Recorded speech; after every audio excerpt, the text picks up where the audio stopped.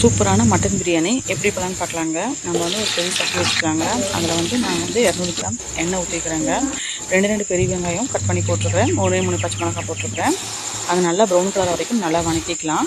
இஞ்சி பூண்டு paste 150 gram போட்டுக்கோங்க. அதுக்கப்புறம் நல்லா அதையும் வணக்கிக்கலாம். 100 கிராம் சின்ன வெங்காயம் அதையும் அரைச்சி ஊற்றிக்கிறேங்க. அதையும் போட்டு நல்லா வணக்கிக்கலாம். 4 தக்காளி பழம் போட்டுக்கிறேன். அதுக்கப்புறமா உப்பு போட்டுக்கலாங்க. பார்த்தா நல்லா வணங்கும். கொஞ்சமாக மல்லி இலை, புதினா இலை, அதுக்கப்புறம் பார்த்திங்கன்னா 2 டீஸ்பூன் மிளகாத்தூள் போட்டுக்கலாம். பட்டை, கிராம், ஏலக்காய் தூள் வந்து அது 1.5 டீஸ்பூன் போட்டுக்கிறாங்க. அதுக்கப்புறம் நான் வந்து 1/2 கிலோ மட்டன் எடுத்துக்கிறேன். நான் ஃபஸ்ட்டே நான் வந்து ஒரு குக்கரில் போட்டு வேக வச்சு வச்சுருக்கேன். அதை எடுத்து போட்டு இந்த மசாலா கூடவே நல்லா போட்டு வணக்கிக்கலாங்க. அதை தண்ணி வந்து ஃபில்டர் பண்ணி வச்சுக்கலாம்.